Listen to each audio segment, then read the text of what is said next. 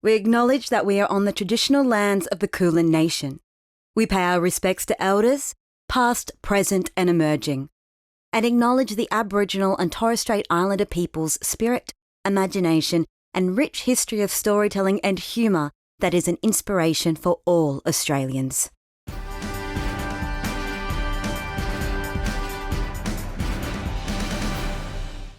Hello, welcome to another episode of The Bearer of Weird News, and as always, my name is Matt Harvey and I will be your host and the suppository of all wisdom. So this episode is brought to you by Antarctica Day. Yes, recognised on December 1st, it celebrates the anniversary of the Antarctic Treaty. The treaty dictates, among other things, that Antarctica, like the moon, shall be used exclusively for peaceful purposes.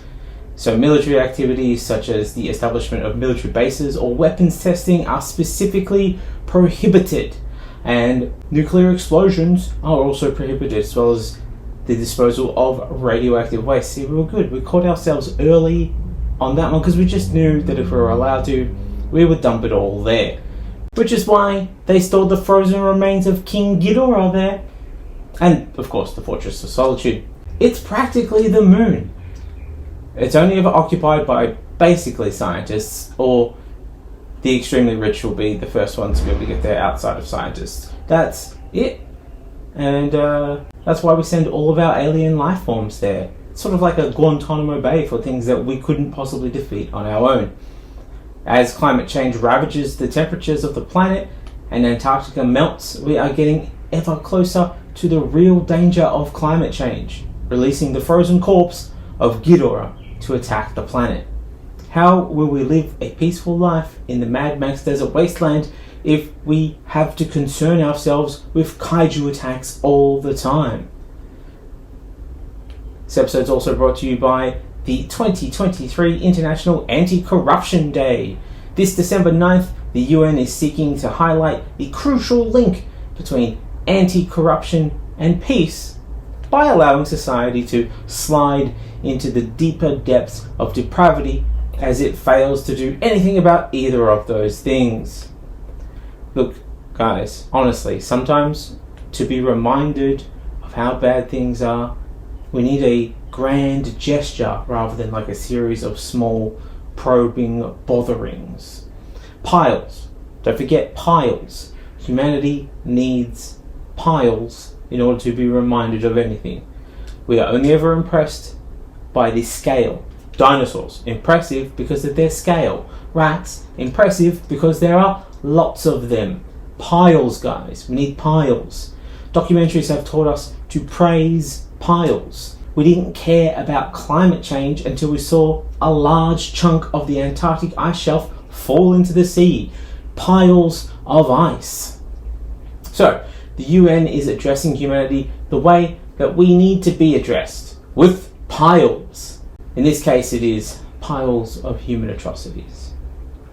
And of course, we are brought to you by my upcoming 2024 Australian tour, starting on January 19th in Rockingham for the Rockingham Fringe, which is also part of the Perth Fringe World Festival, technically, so you can get tickets through the Fringe World Festival, and then I'll come back later and do Perth Central and for about a week, and I'll be moving on to Adelaide, and I've got the Melbourne International Comedy Festival locked in, and I'll be looking to unlock festivals all across Australia, hopefully somewhere near you. So if you enjoyed this podcast and you know of a fringe festival near you, feel free to hit me up. I don't actually know all of the fringes, and I will do my best to get out to you. Until then though, guys, I will be the bearer of weird news.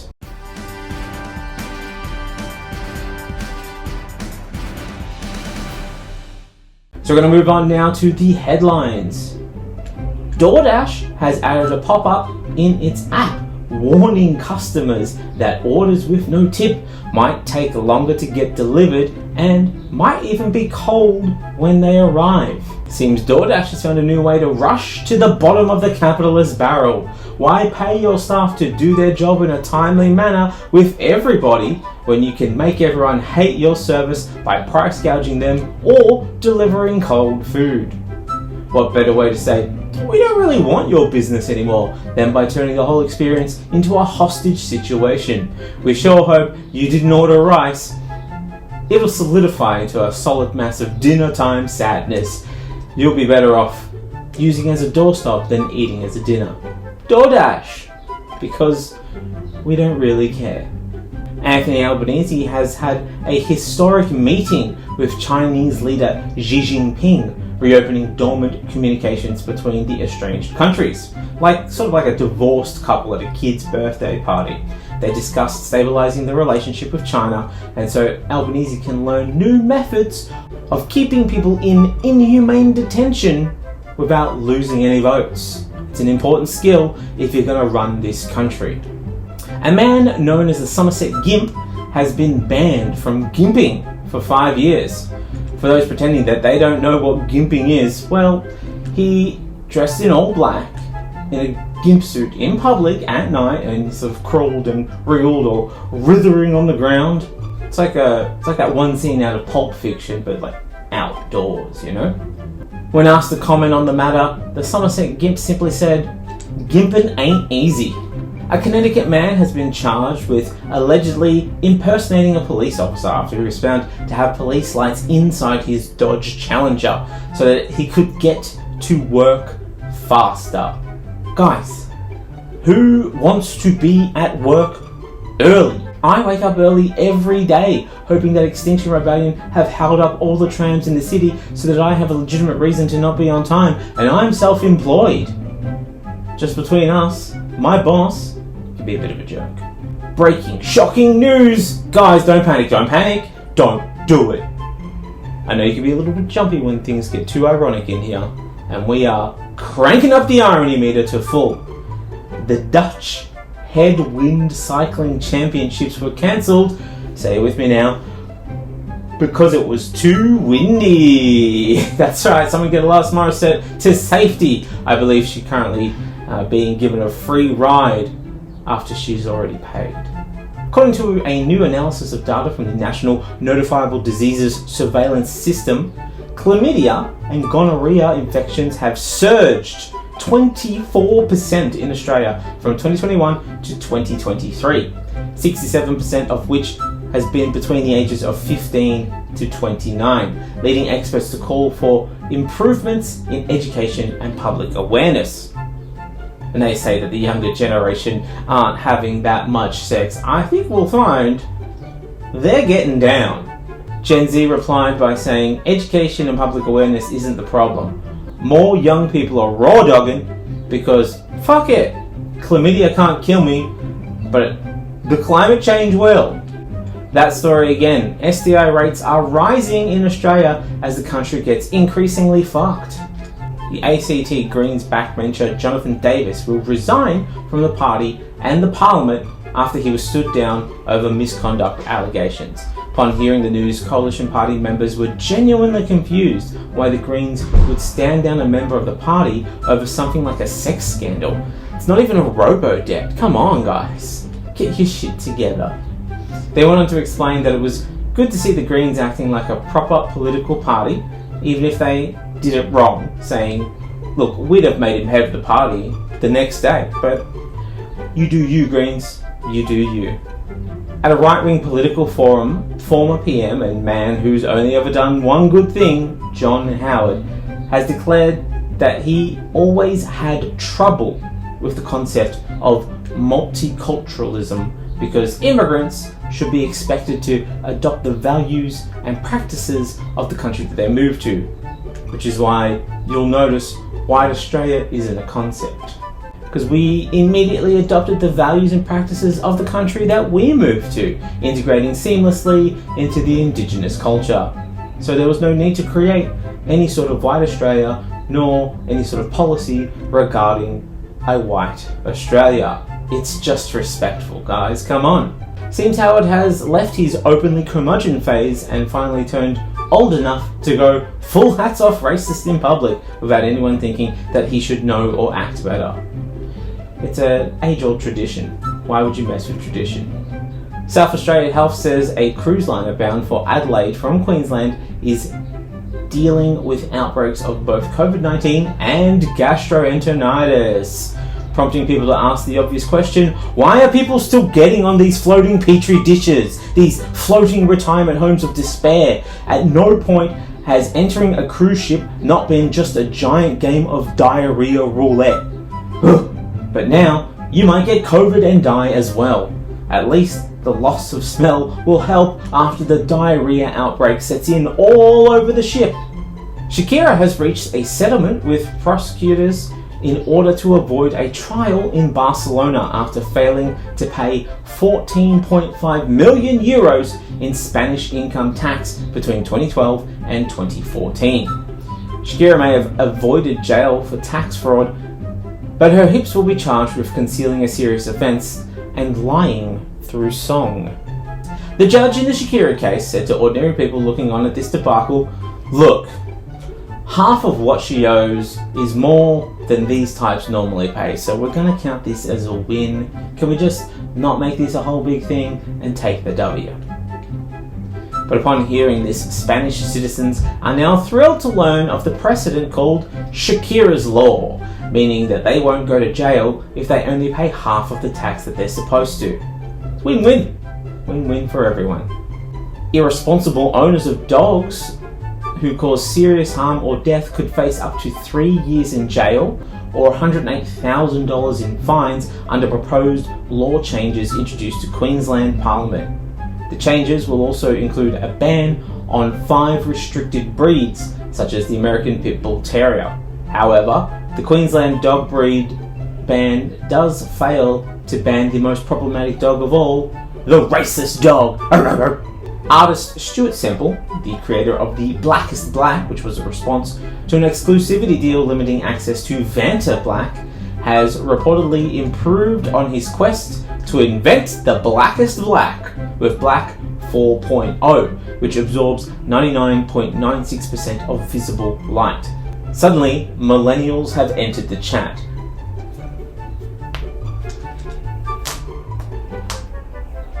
Cracking their knuckles in preparation for a proper retort. Oh, you think you have the blackest black? Sure, 99.96% is impressive, but as a Gen Xer, I don't think that you know what the blackest black truly is. Get ready to be schooled.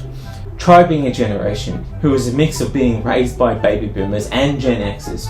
We were either silently shut down and ignored with the kind of repressed boys don't cry attitude of a Clint Eastwood type doing a speech for the NRA, or it was the loosey-goosey participation trophy for which we would then be mercilessly mocked for taking, despite the fact that we were literal children at the time of receiving them. Then the boomers took all of the properties, drove up the cost of the rent while driving down the effectiveness of the dollar, gaslit us into thinking that it was our fault that we could get ahead in life, while simultaneously undermining our every attempt to do so by not only destroying the economy for the poor, but refusing to retire or make any sort of space in the corporate world. Not to mention that the boomers, they all got free education, and once they got smart enough to get a good job, actually stopped giving that out, forcing the rest of us into debt in order to get those very same jobs that would be able to pay the skyrocketing rent that they foisted onto us so that they won't have to work, and yet still didn't leave the workforce and make some room for the rest of us. All this while destroying the environment so that the world has entered into a permanent state of ecological chaotic neutral, and defunding the science that would potentially make it all better so that you could make some money selling us the means of our own destruction. So no, I think you can go a little blacker than that, champ. Try looking into the space where a boomer's heart should be, or where my mental health is supposed to live. Those seem to be the current contenders for the blackest black. The Canadian federal government has hired KPMG consultants at a cost of $669,650 for advice on how to save money on consultants.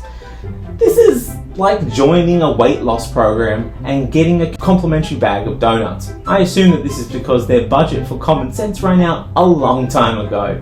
Oh, Canada, where the government spends over $500 million to learn how to tighten its belt. I mean, I can think of one thing. Just Google how to save money for free.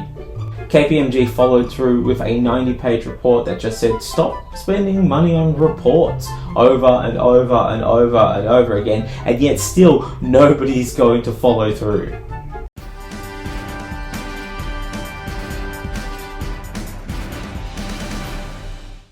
That's the end of the headlines, guys. We're going to move on now to the bigger news, starting with climate crisis news. The climate crisis.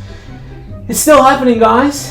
Yeah, it's still here. It's the only thing that you are able to get more of despite the ongoing cost of living crisis. It is our constant. As Australia prepares to enter its first El Nino summer in 4 years, we are preparing for the onslaught of a particularly burny days and nights ahead of us. After it was announced that Australia's third warmest September since records began in 1900 had just happened. And according to a report by Climate Central, the past 12 months on Earth were the hottest ever on record. Do you hear that? The hottest ever on record. The average global temperature was 1.3 degrees centigrade higher than the pre-industrial climate, which scientists gently reminded us is close to the limit that countries have agreed to not go over in the Paris Agreement. Do you remember that? Do you remember the Paris Agreement, that thing that we said that we would all stick to? It was non-binding, but we said that we would do it. The 1.5 degree centigrade rise that we weren't supposed to go over, that agreement that we definitely signed on to. How are we doing on that? Hey? How are we doing on that? Have we actually done anything? Well, public concern over the government's actions on climate change has fallen, and while 31% of Australians now believe they are doing too little, that's down from 44% when Morrison was in power. Okay, so we have achieved some climate-related reductions, and that's good. That's a great thing. A government that keeps its promises is a government that stays in power. Wait, no, hang on, that doesn't sound right. No. A government that lies about keeping its promises, that's a government that stays in power. Got it? Yep, silly me, really, very silly. So, our new climate reduction target of 43% by 2030 is up from 26 to 28%, is not enough to meet the Paris Agreement goal of limiting warming by 1.5 degrees centigrade. So that's a start. That's a very good start. Lying about climate change, that was a cornerstone of the Morrison government. Maybe that is the start of a decade-long run by Labor. We seem to love to be lied to, so we're really drawn to it. Critics are chiefly concerned that the government has refused to outlaw new coal, oil and gas projects. Remember, Australia is one of the world's biggest fossil fuel exporters. And if you ask the government, that is not enough. We need to be number one, baby! Number one. We're going to build more coal mines, and we are on the way, as the Australian government has already greenlit 3 new coal mine projects. Higher, further, hotter, baby! Yeah! The IPCC says new fossil fuel projects are not compatible with the aims of the Paris Agreement, and in fact, existing infrastructure must be urgently phased out. But then we won't be number one, baby! We won't be number one, so let's not do that. Okay, let's just pull the brakes on that a little bit, pump the brakes. We are the musicians playing as the Titanic sinks. If the playing of their music was the thing that was causing the boat to sink in the first place. I believe that's how that works. And everyone was desperately trying to get them to stop, but they just kept doing it as they saw it as their sworn duty to continue to play. Yeah, that feels about right.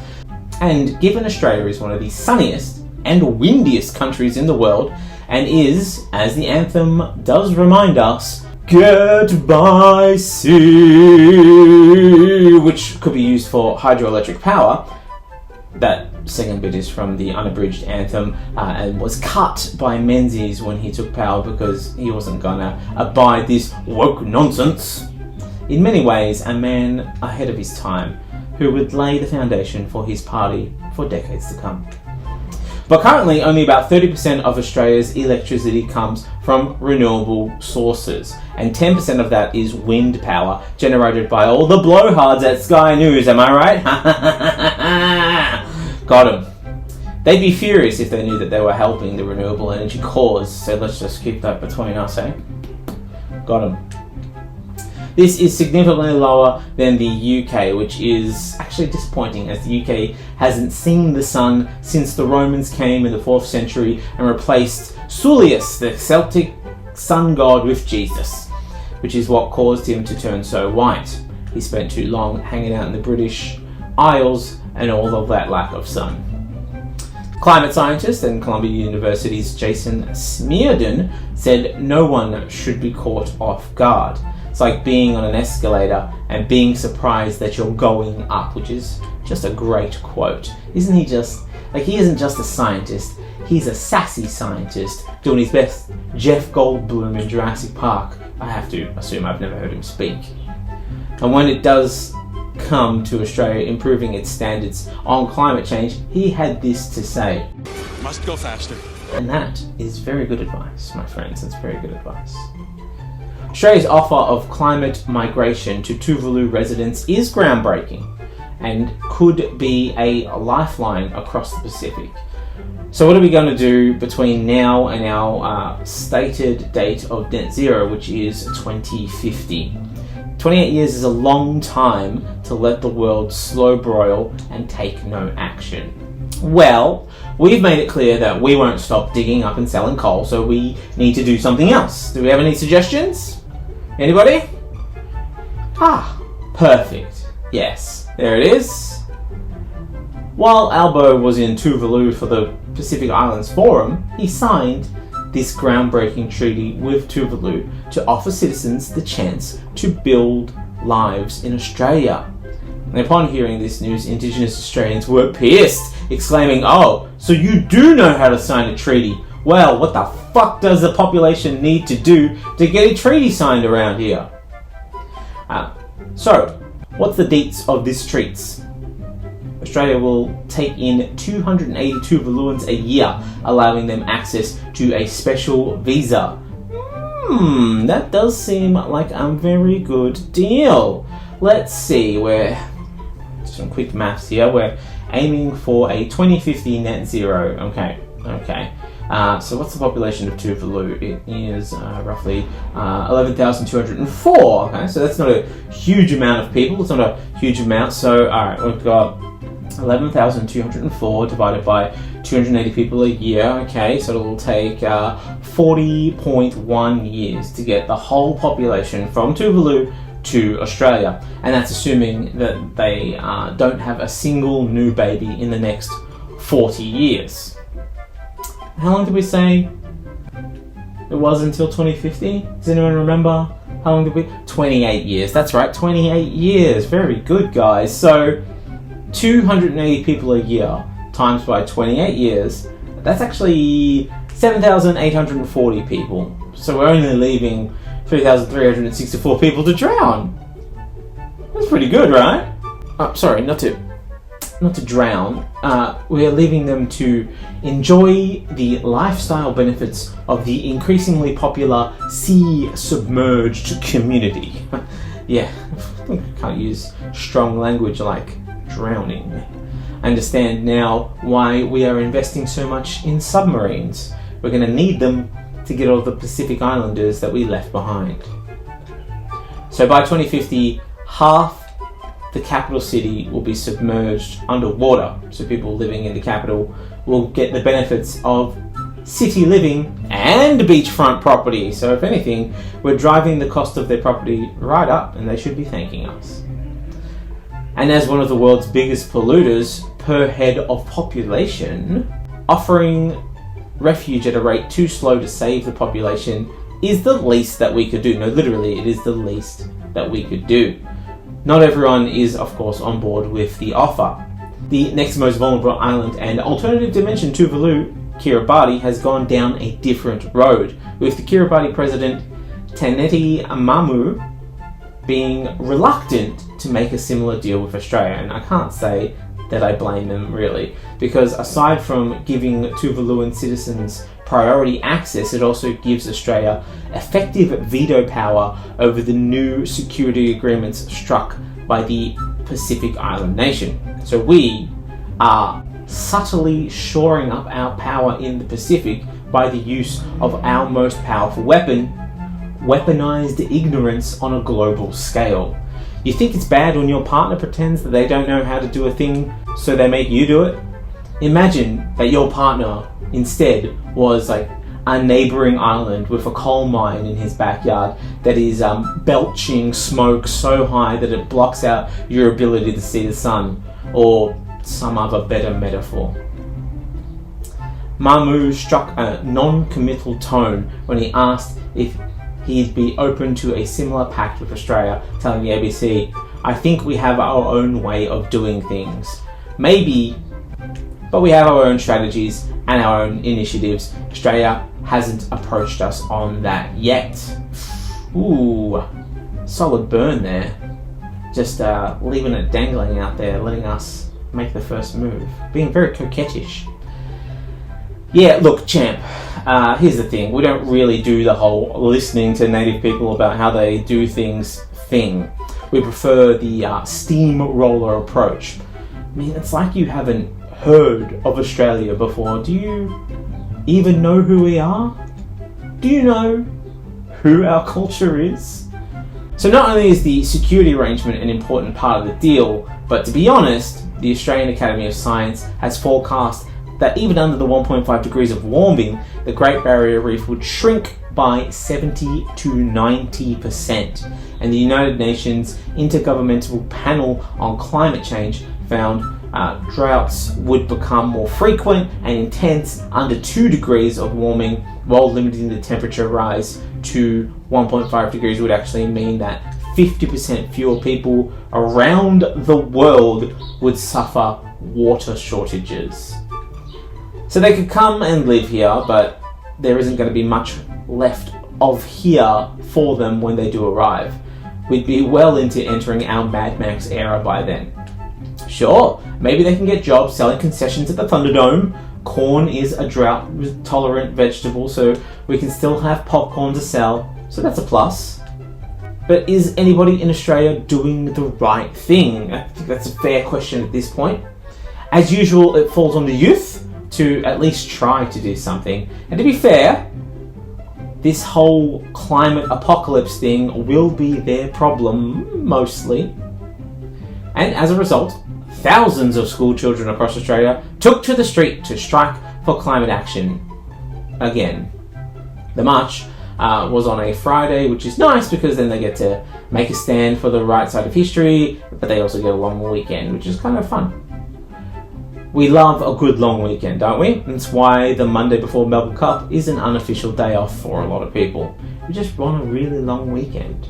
To help the kids out, 2 Australian climate scientists have written a climate doctor's certificate that students can present to their teachers and exchange it for a solid talking down to and maybe a day or 2 in detention. But at least detention has air conditioning, which will likely be better than the surrounding environment on the planet Earth, which is currently undergoing the hottest 12 months in recorded history. Remember when I said that earlier? The interactive letter, signed by Professor David Caroli from the University of Melbourne and Dr. Nick Abel from ANU, states that the student is unfit for school due to major climate health concern, noting their elevated stress and feelings of despair on seeing the impacts of climate change, and it is their recommendation that they take a sick day to protest for a sick planet. Opening the floodgates for what kind of doctor can write a sick note for school absences, and I am all for this, as all degrees offer doctorates if you are willing to commit to them long enough. So the letter given by these climate doctors is exactly the kind of sick note that you'd expect from a climate doctor. Clinical, boring, it's all a little tongue-in-cheek, and it is no fun at all. I want more elaborate and fun doctor's notes Something like this note given from a Doctor of Philosophy. In my esteemed professional opinion, child's name, irrelevant in the grand scheme of life, requires immediate exemption from the intellectually strenuous environment you call school due to an acute sense of solipsism, leading to believing nothing exists, and even if something does exist, nothing can be known about it, severely undermining the purpose of your institution. Given the gravity of this condition, I am left with no choice but to prescribe an immediate break from the educational environment. Exposure to traditional learning may exasperate his, her, or their symptoms, leading to further existential crises and an increased likelihood of engaging in lengthy, one-sided philosophical debates with unsuspecting teachers and classmates, should they be deemed to exist at all. I kindly request they be excused from school until their perspective on reality stabilizes, or they come to terms with being all that can be known in the universe. I believe a combination of introspective contemplation and binge-watching documentaries on the nature of existence will be the most effective course of treatment. Please do not hesitate to contact me if you have any questions, like what, who, when, or even the elusive why. May the pursuit of knowledge be ever in your favour. Yours, in theory, Dr. Pecan Side.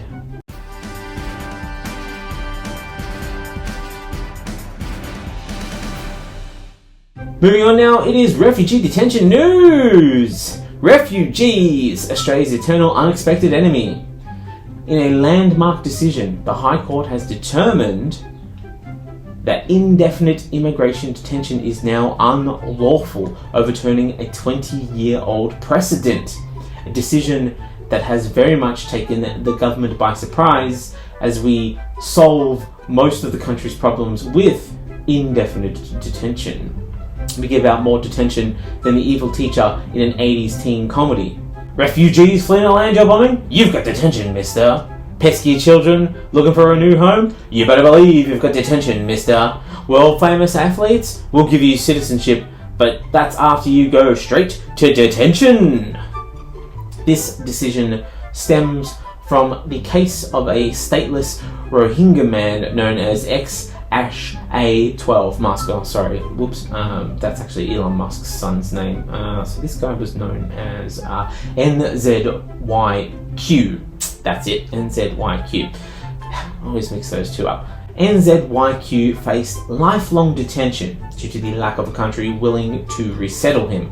And as he'd been detained when there was no real prospect of his removal from Australia becoming practicable in the reasonably foreseeable future, his detention was deemed unlawful.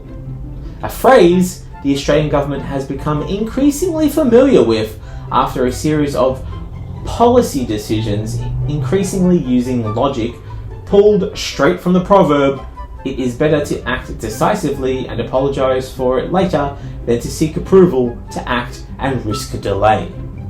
Or, as they have amended it, it's better to act now and refuse to apologise later than to bother seeing if anything is legal at all. Who knows how long it'll be able to go on for. People might not even catch on at all.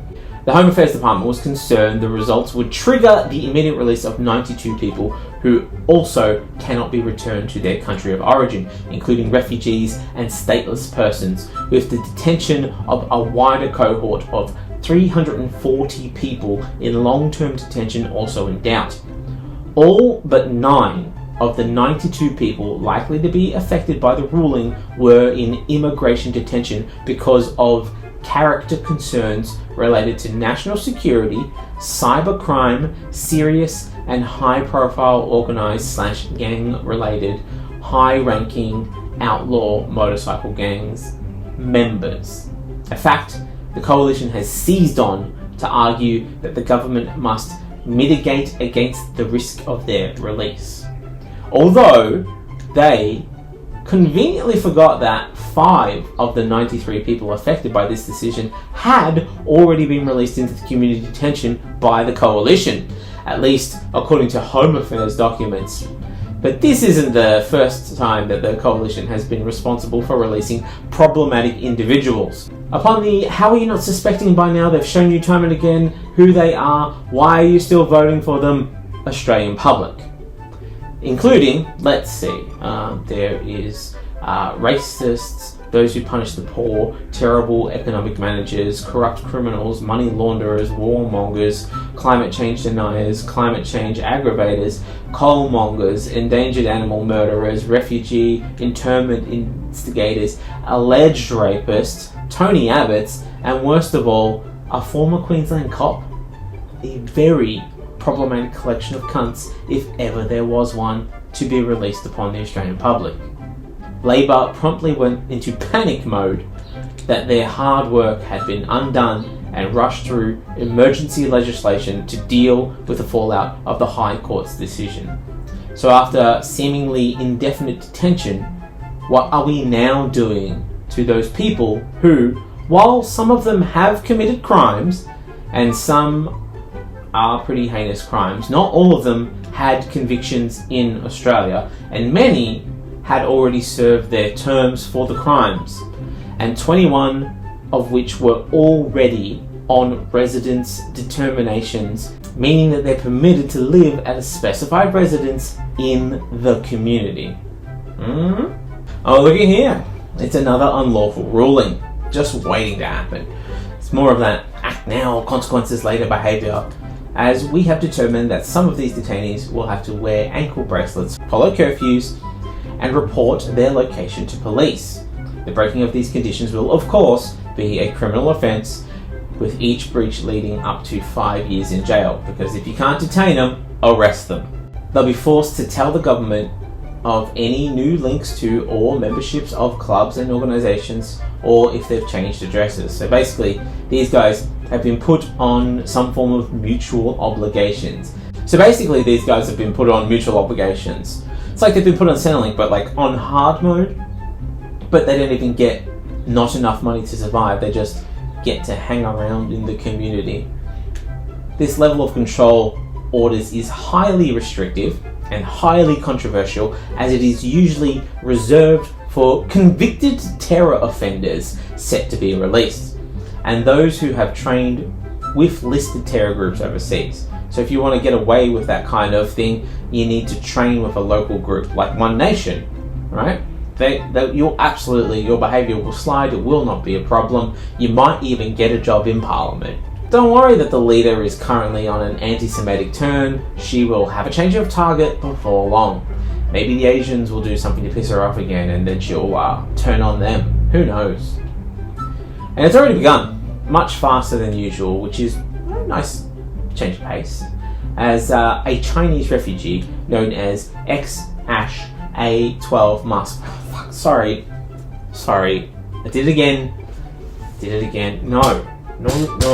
He is known as S151, is seeking a declaration that the curfew to stay at his home address from 10 p.m. to 6 a.m. and the requirement that he wear an ankle bracelet for electronic tracking at all times are inherently punitive in nature, exceeding Parliament's authority and breaching the separation of powers. Although S151's lawyer has said these new laws are a bigger reach than a T-Rex attempting to play a baby piano. And those of you who are afraid that the news that the defeat of the indefinite detention will lead to an influx of refugees, it's not like this is opening the floodgates or anything like that. You can calm down. Firstly, Labor tried to prevent the release of the 92 indefinite detainees by trading the freedom of one rapist, according to The Guardian. And on top of that, the Australian government's much maligned Operation Sovereign Borders policy continues to deliver more sea-based horror than Jaws or a movie marathon of Waterworld and The Meg. Under the Albanese government, within its first 9 months in office, they have seen roughly 200 people, including 14 children, all being sent back.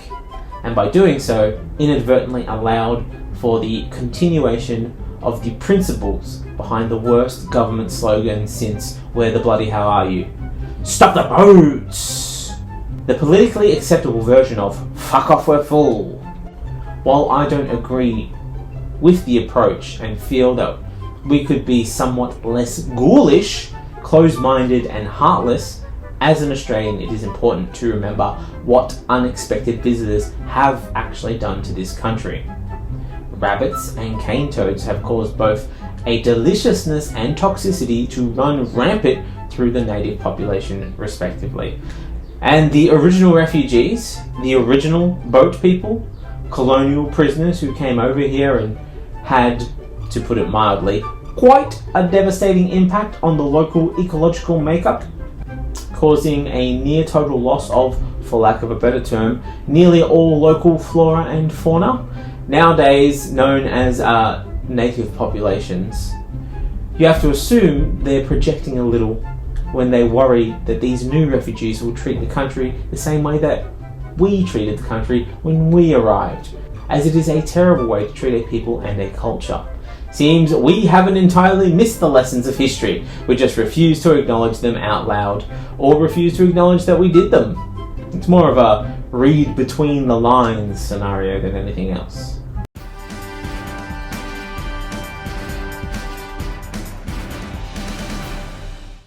Moving on now, it is Centrelink news. Centrelink, equal parts the last desperate lifeline and the scourge of the poor. It's the instant noodles of government departments. You only turn to them when you really desperately need them and have absolutely no money. Centrelink has been making a lot of news lately, and that's never good. It's never Centrelink runs perfectly and everyone is having an okay time, which would ironically actually be newsworthy. Centrelink has really Centrelinked things up. What has Centrelink been up to? Well, what kind of fuckery can we expect? Is it going to be bad? Oh, it is so bad. So very bad. See, it appears there are more troublesome debts than we originally suspected. Set your faces to not at all stunned. Right, so what's the deal? See here, Services Australia has been forced to pause debt repayments for 86,000 people over concerns the welfare debts may be unlawful. Again. This isn't even robo-debt. This is a whole different bunch of problematic debts. Are you fucking kidding me, Centrelink? Why are we still doing this? Okay, if it makes you feel any better, and it certainly didn't me, we have been assured that these aren't robo-debts. There were no robots involved. This is purely human error. Humans screwing over other humans. That is the human way. It's good to know that we're as capable of being as destructive to ourselves as the robots might be. Never doubt the power of humans to destroy. So that's robots 1, humans 1, 2, if you count the environment. Robots 1, humans 2. We're winning, robots. Now, back in August, the Commonwealth Ombudsman revealed that up to 100,000 debts, or potential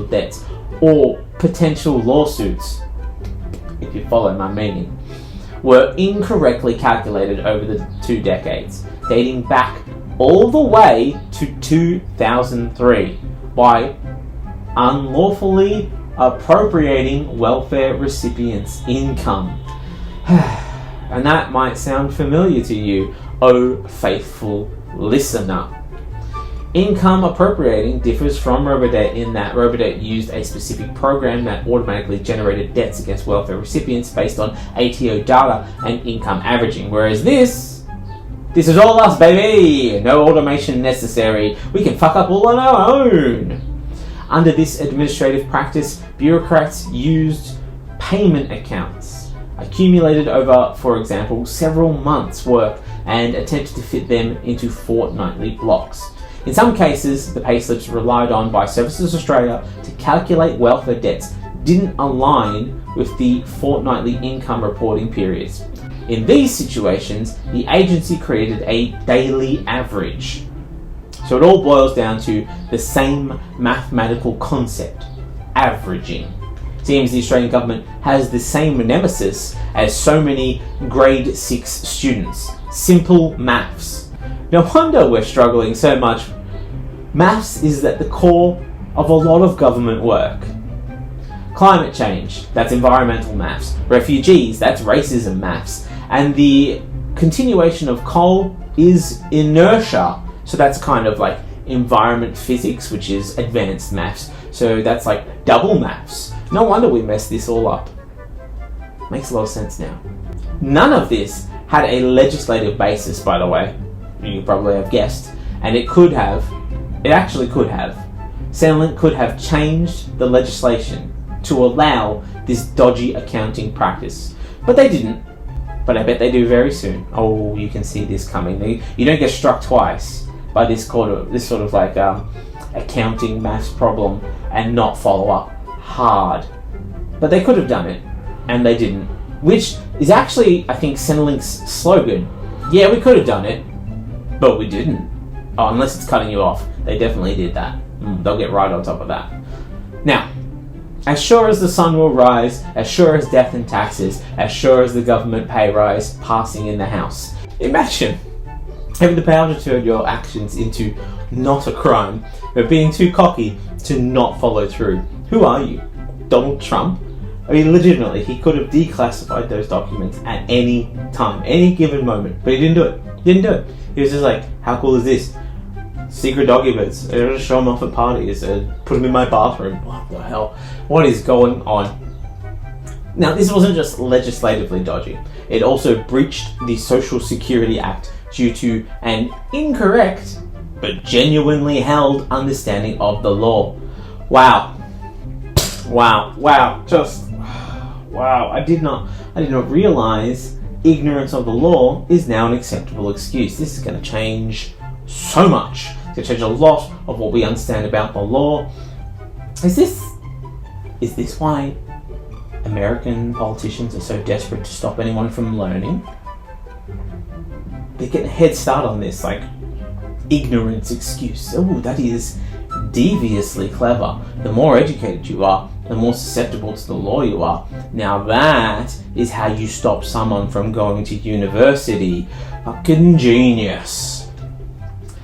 In August, Guardian Australia reported that prosecutors had paused 32 criminal cases and are investigating possible wrongful convictions due to Services Australia's misunderstanding about the lawfulness of income appropriation. People were going to go to jail because of all of this. And still might. They've been sitting in jail like, oh, what are you in for? Murder. You? Crimes against averaging. Ooh. Stay back away. Stay away from us. Crimes against maths? Crimes against averaging? Can't have it. At least in prison, they won't have to call Centrelink. You'll spend longer on hold trying to get to them than any sentence you'll ever been given. Now, given our country's recent penchant for extended punishment, that might end up being the punishment. They'll make you make phone calls for other Centrelink recipients. The Robodebt Royal Commissioner and People's Champion Catherine Holmes noted in her final report that where legal avenues were constrained, people affected by defective administrative decisions could be eligible for payments from a Commonwealth scheme for those who had suffered detriment from such decisions. I think we are owed much more than that. This is the second time that we've been screwed by the exact same Kafkaesque cacophony of fuckery explicitly designed to make you feel like a leech sucking from the teat of the hard-done-by government, daring to need in a moment of hardship. We are owed more than compensation. A lot of us have now been punished for 2 crimes that we didn't commit. Well, we've done the time, so now we get to do a crime. It's biased choice, by the way. We've got 2 minor get-out-of-punishment-free cards. 1 major get-out-of-punishment-free pass. However, some caveats. No murder, no sex crimes. We have to have our limits. I know they don't have their limits, but we have to have our limits. It's a mini purge for some. But again, no murder, no sex crimes. I advise that you all engage in some kind of white-collar crime, maybe rob a casino. Nobody's allowed to stop you. Something that will get you out of needing to go back on Centrelink, as like that's what they've wanted all along. They want to get you off the system. Great. This way we're going to get off the system. Plus, it'll get you out of attending questionable job seeker classes. Oh yeah, we haven't forgot about those. What they call a resilience training course, where you'll be shown pictures of Brad Pitt in a chicken suit to illustrate how people can go from nothing to something. Like, that isn't completely fucking condescending. The kind of condescending class run by Wise Employment, which they claim was designed to use behavioural science to help job seekers find work. It's the kind of behavioural science that was perfected at the Goebbels School of Discovering the Limits of Human Endurance. It's an introductory course to trick you into signing up. Then the real stuff begins, you understand? Then the real stuff begins. And it's not just me. Jay Coonan, who works in the policy development and research for the Anti-Poverty Centre, describes the courses as social eugenics, saying they promote isolating people in poverty from their family and friends. While the company who makes these classes website claims that they saw an uplift of 42% in employment outcomes from job seekers from all age groups, well, when the choice is between condescending them to such a degree that they actually end up committing suicide, or getting into a job that may break their body at some point with terrible work conditions, but at least that'll happen sometime down the road and won't be an immediate consequence, then the choices seem a little clearer, don't they? There was surprisingly little mention of how people on Centrelink are earning so little. Even the OECD says job seeker has fallen to the point where questions could be asked about its effectiveness in providing sufficient support for those experiencing a job loss or enabling someone to look for a suitable job. Calling Centrelink help is a bigger joke than the time that the Nobel Prize Committee gave Henry Kissinger a Peace Prize as a prank. Now, regarding the original Robodebt crime, the Albanese government has agreed, or rather, agreed in principle, to all of the 56 recommendations of the Robodebt Royal Commission. In principle. Excellent. So things will definitely get done? Right? It's not like this government to make promises and then completely walk them back once they're in power / in the clear of public scrutiny.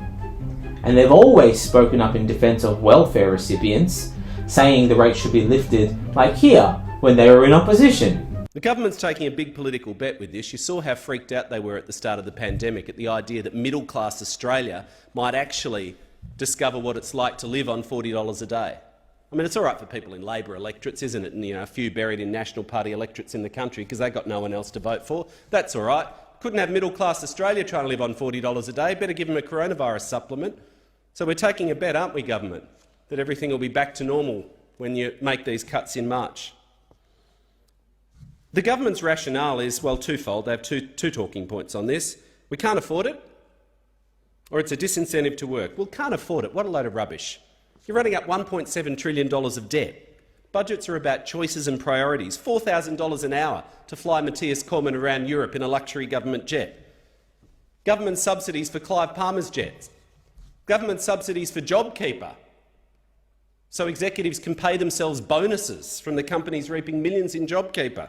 $30 million for a piece of land worth $3 million. Tax cuts. I mean, tax cuts have a place, but we in this House, when the government's tax cuts are fully implemented, get $16,000 a year. I did the math on that. That's $43 a day. Our tax cut that this government has passed as its priority, our tax cut is bigger per day than the government says someone on Newstart has to live on. That's a disgrace. That says everything you need to know about this government's priorities. So don't believe their marketing spin the country can't afford to keep people out of poverty. It's a matter of choices. And here, when they got into power, you can't repair all of the damage or do everything that you want to do immediately. You'll be fiscally responsible. We need to lift income support payments above the poverty line. we love a good government, In principle, guys. In principle. But they're out there fighting the fight for us, right? They're fighting the good fight for all the things that we need. Like, for example, saying the victims of Robodebt would not have justice until the now opposition leader Peter Dutton apologised for the sins of his predecessor. Now that's justice. Wait. What? An apology? An apology? An apology isn't going to pay for people's trauma. An apology isn't going to bring back the people who committed suicide to life. An apology isn't even going to be listened to, because the last thing that we want is to have to carve time out of our busy day between maybe working 2 jobs or struggling to feed our children or trying to budget enough money to survive while our rent increasingly goes up, the cost of basic food rises, our bills go up, to listen to Peter Dutton speak on anything. Seems the only thing not going up these days is the Centrelink rate. But yeah, sure, an apology, that'll make it all better. This isn't your usual government matter. We don't get an apology and brush it off under the rug of history. No, it doesn't work like that. If there's one thing that I don't need to raise along with my cost of living, it's the amount of symbolic gestures that the government makes after just absolutely devastating the population. You can put your apology with your thoughts and prayers in a big box of useless gestures, and when we can't turn our heater on in the winter, we'll open up this big box of hot air in order to stay warm. I'm going to note this, and I will come back to it when they fail us. 2 things that we are never going to see. Recommendation 18.2. Reinstate the limitation of 6 years on debt recovery. The Commonwealth should repeal S1234B of the Social Security Act and reinstate the effective limitation period of 6 years for the bringing of proceedings to recover debts under Part 5.2 of the Act, formerly contained in S1232 and S1236, and of that Act before the repeal of the relevant subsections by the Budget Savings Omnibus Act number 55, 2016. There's no reason that current and former Social Security recipients should be on any different footing from other debtors. So that's one.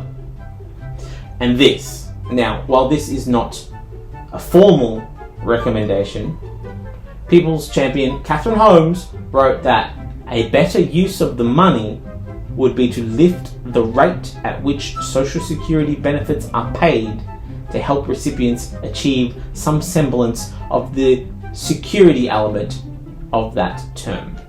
Because with financial security comes the dignity to which Social Security recipients are entitled and to which the scheme was so damaging. A sentiment backed up by the report that Labor put together that recommended raising the rate above poverty levels. And the Workforce Australia Employment Services Committee also handed down its final report, making 75 further recommendations to fix a system it says actually hurts job seekers and employers alike. So now we have 131 recommendations, 132 if you count the unofficial one to raise the rate, which can be accepted in principle and swiftly ignored. But they have accepted them in principle. And that's the important thing, in principle.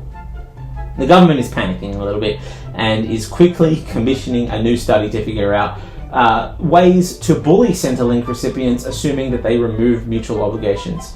Until then, an apology will have to suffice. As long as an apology manifests and they accept in principle they could be doing a better job, then they'll never need to actually improve.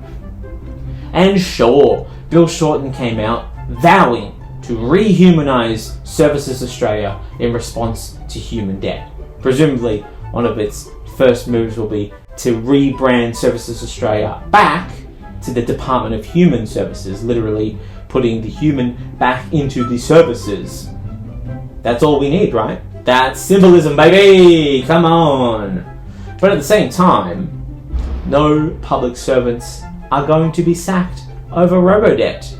How can you reasonably hold people accountable when they have no fear of punishment?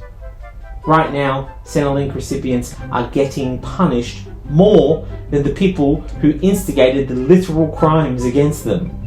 If he really wants to humanize this service, it needs to understand some bare bones ideas. These are people, not money-hungry scavengers, dwarves with gold fever like a fantasy novel. These are people who need help.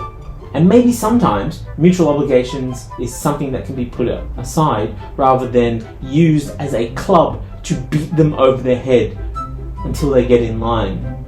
Especially during periods of extreme heat or wild weather. The committee for the report with the 75 recommendations heard evidence that job seekers subject to mutual obligations actually took longer to find work than those who weren't. How could that be, you ask?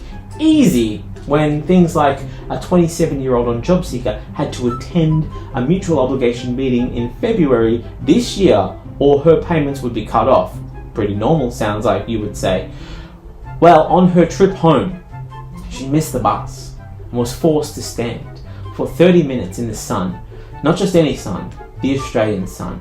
And not just any Australian sun, the Perth sun. In summer, it was 34 degrees at the end of a heat wave. So she got heat stroke, which I will say is definitely a detriment to being able to look for work. Heading into the summer that we are, with record temperatures and climate change as it is, I'm just waiting for Centrelink to tell a recipient that they don't care if the roads are literally melting and they'll catch on fire if they leave their house. They have mutual obligations, and that means that they are obliged to do their part. This isn't a charity, you know. You have your obligations. Even if you burn to death, you better get your fiery skeleton up off the ground and drag it into the office using the dark art of necromancy. Nothing will stop our meeting from happening, you hear me? Nothing! So I'll see you at 3:30 then? Okay.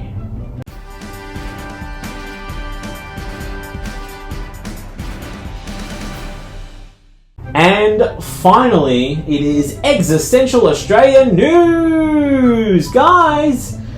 It's been a bit of an episode, hey? Woo! I think we need a bit of a light one to end it. We've been looking at climate change, refugees and systemic failures. Sort of like the Australian version of the Wizard of Oz, you know, but like the actual Wizard of Oz. Climate change, refugees and systemic failures, oh my! Climate change, refugees and systemic failures, oh my! Climate change, refugees and systemic failures, oh my!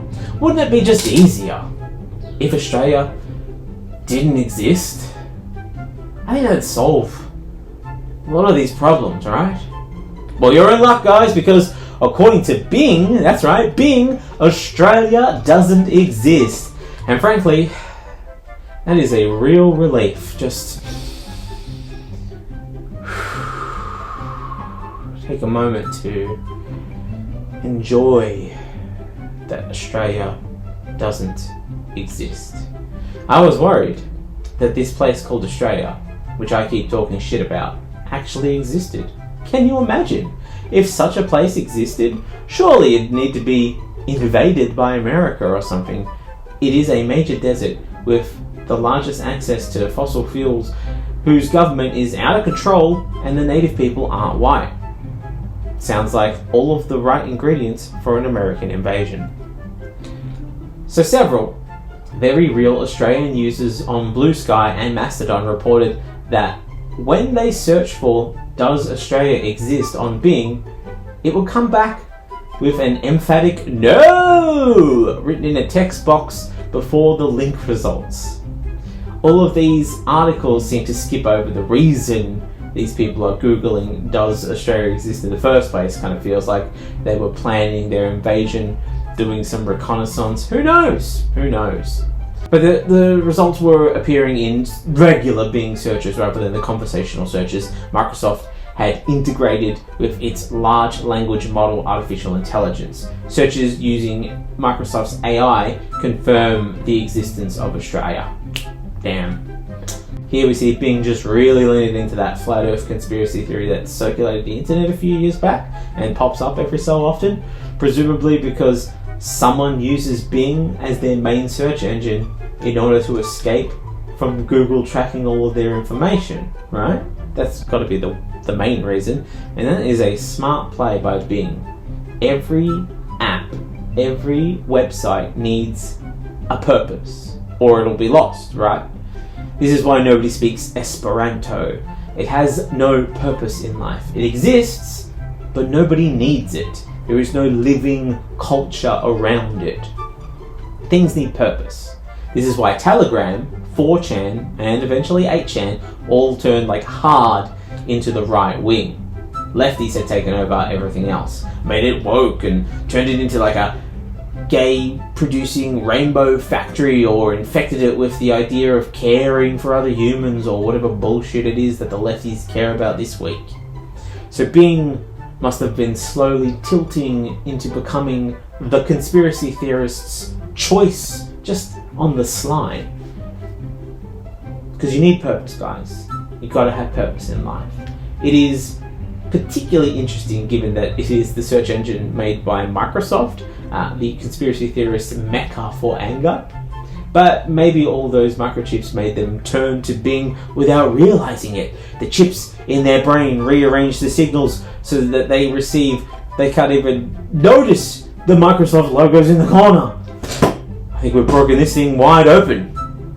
You know, this used to be a fun conspiracy, dating all the way back to 2006, a much simpler time when Pirates of the Caribbean was only 2 films and Brokeback Mountain made men feel feelings for gay cowboys. When a user on a Flat Earth Society forum reportedly claimed everything about Australia was made up, and everyone who claimed to be Australian were secret government agents. Just beautiful stuff. Eventually, we turn into being computer generated or actors, so surprisingly prescient predictions from the society that can't even accept that science on round Earths was settled in the 5th century. And when you fly to Australia, they claim you're actually being taken to different islands near South America. You know, those islands where you can see the famous South American creature, the kangaroo.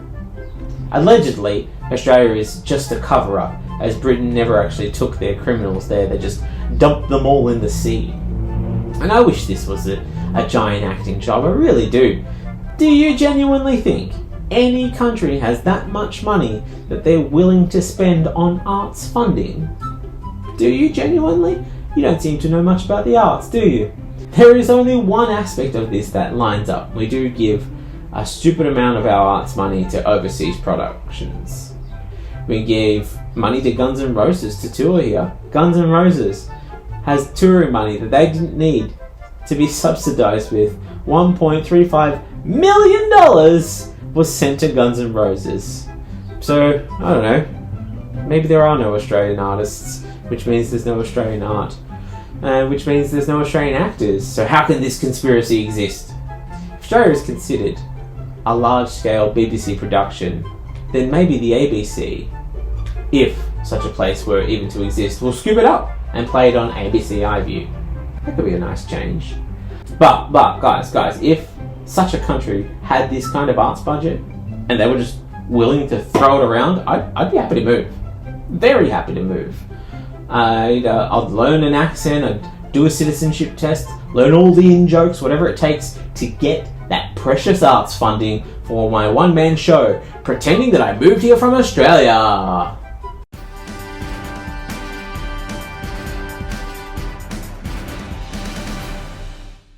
That's the end of the episode, guys. Thanks so much for hanging out and coming all the way to the end of the episode. If you did enjoy it, I really appreciate if you could do all the things, whatever platform you're on. Is it like, is it share, is it thumbs up? I don't know. Wherever you're watching this, interact with it somehow. If you've enjoyed it and you think you've got a friend who might enjoy it, feel free to share it with them. I'd really appreciate that.